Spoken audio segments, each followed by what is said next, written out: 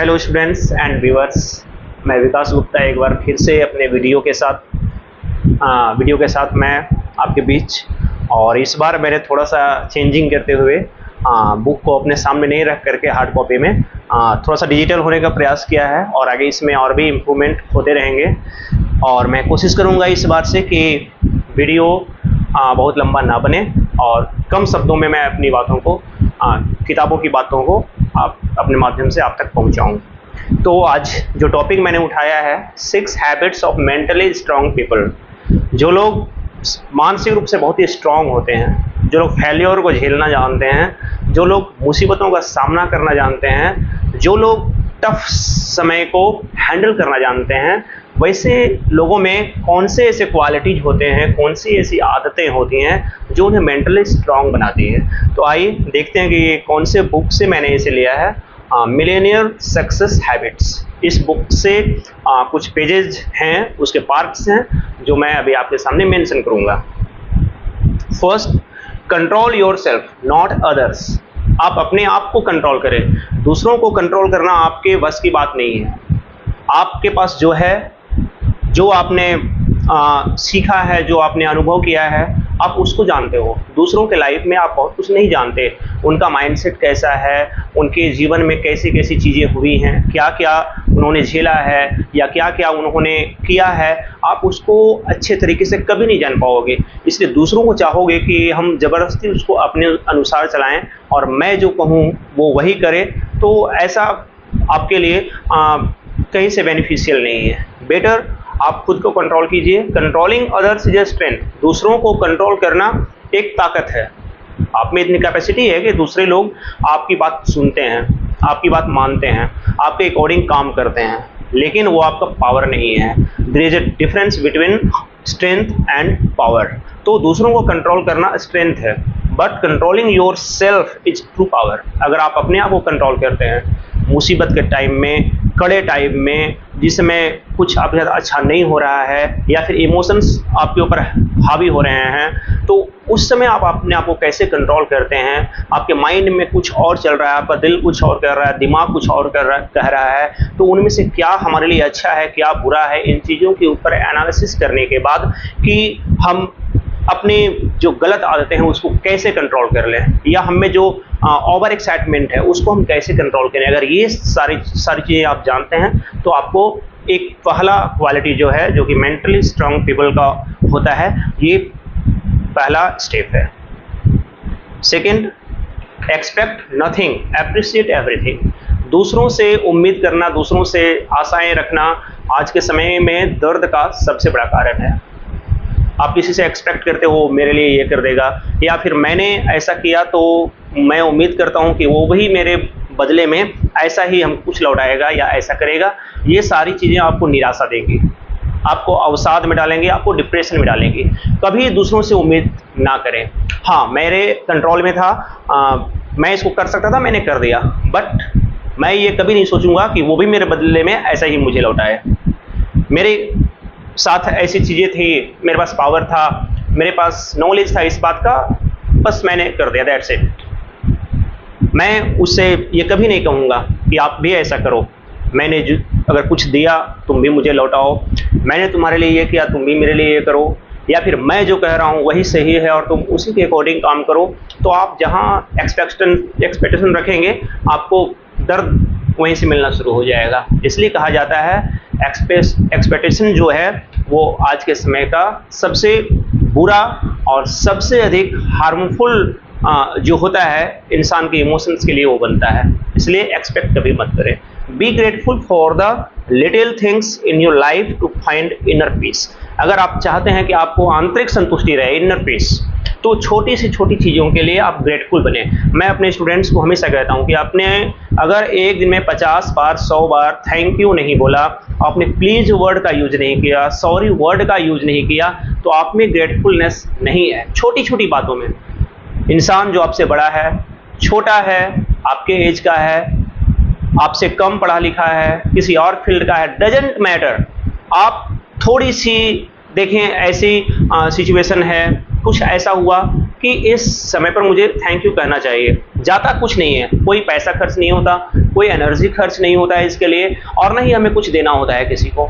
तो thank you, sorry, excuse me, like ये सारे जो वर्ड हैं वो हमको दूसरों के आगे विनम्रता के साथ पेश करते हैं, हमें पोलाइटनेस लाते हैं। दूसरे को ये लगता है कि हाँ भाई, इसको अपने जो सिचुएशन है उसके अनुसार इनको डील करना आता है, इनको बातें करनी आती हैं, इनके पास वो इमोशंस हैं जो कि अकॉर्डिंग टू द सिचुएशन ढालने में, और दूसरों को सीखने के लिए भी, दूसरों को इससे प्रेरणा भी मिलती है। आपको देख करके लोग सीखेंगे कि भाई बड़े होकर ये छोटे को सॉरी बोल रहा है, या हमसे कुछ, मैं थोड़ा सा इसकी हेल्प की और ये उसके लिए मुझे थैंक यू बोल रहा है, ये बहुत बड़ी चीज़ है, और आपके साथ साथ ये दूसरों को भी मोटिवेट करेंगे।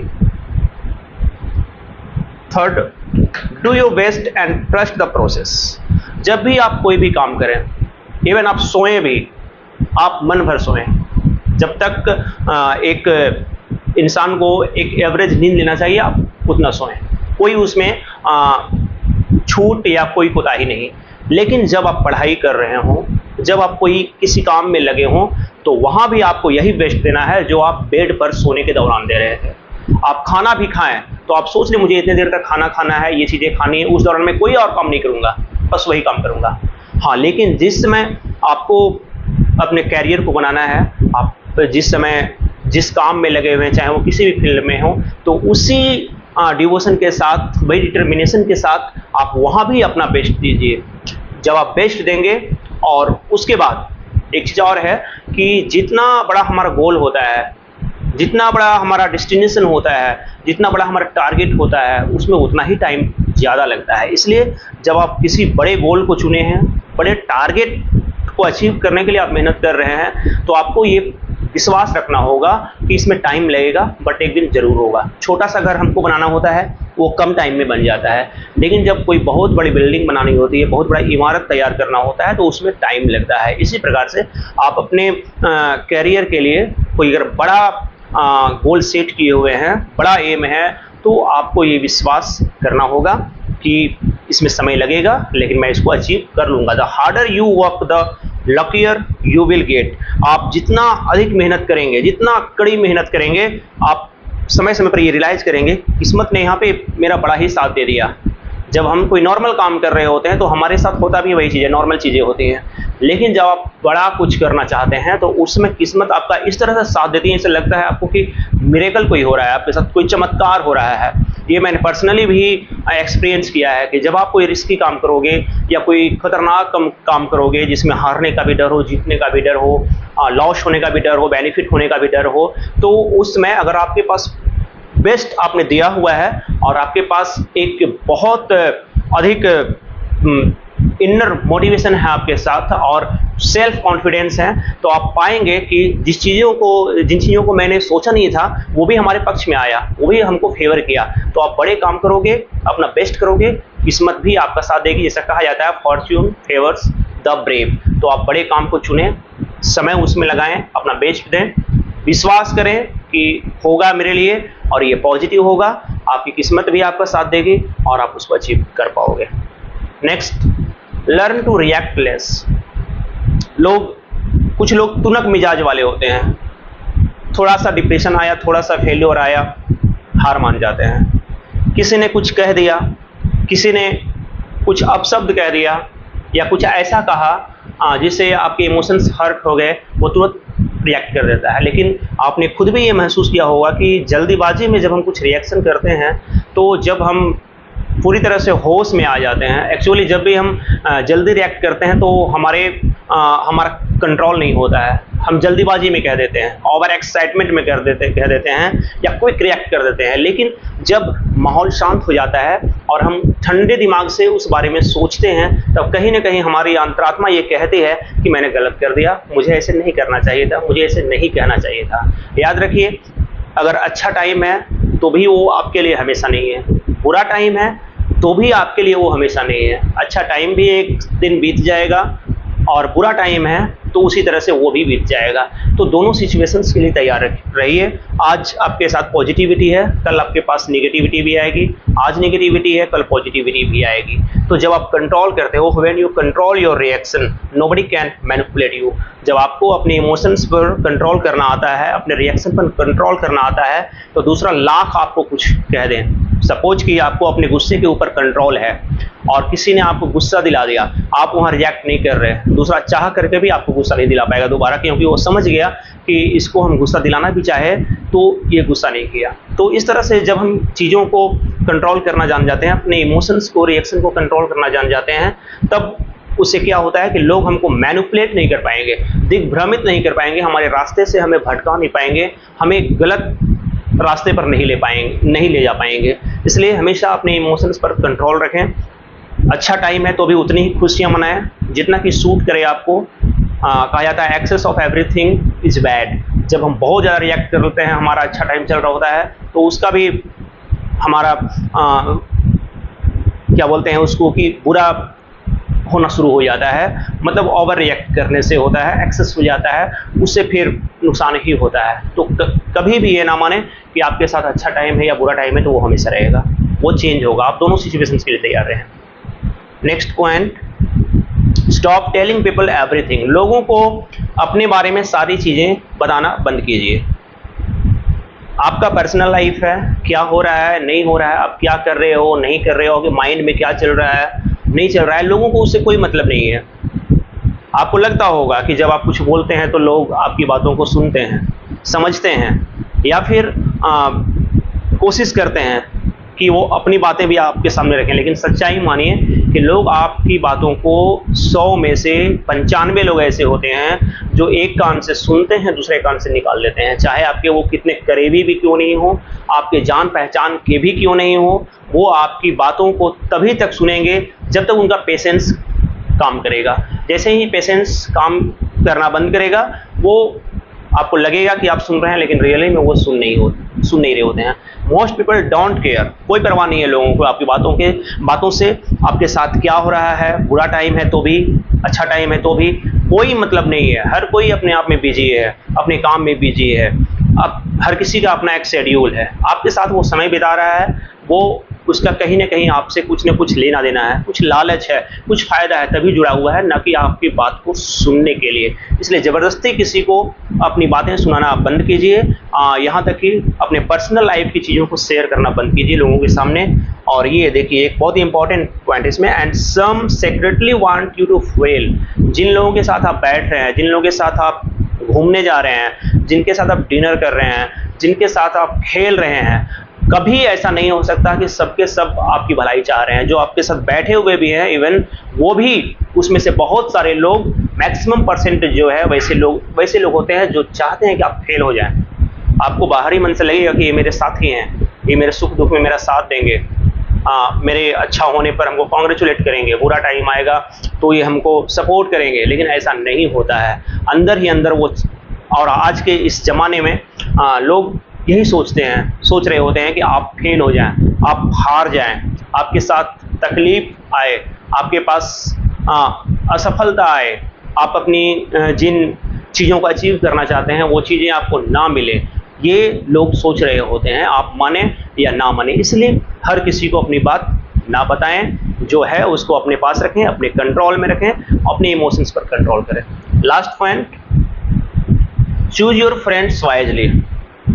कोई भी इंसान, चाहे किसी भी युग का हो, किसी धर्म का हो, किसी भी जाति का हो, किसी भी एज का हो, अकेला नहीं रह सकता। इंसान एक सामाजिक प्राणी है, लोगों के बीच में ही रहना पड़ेगा।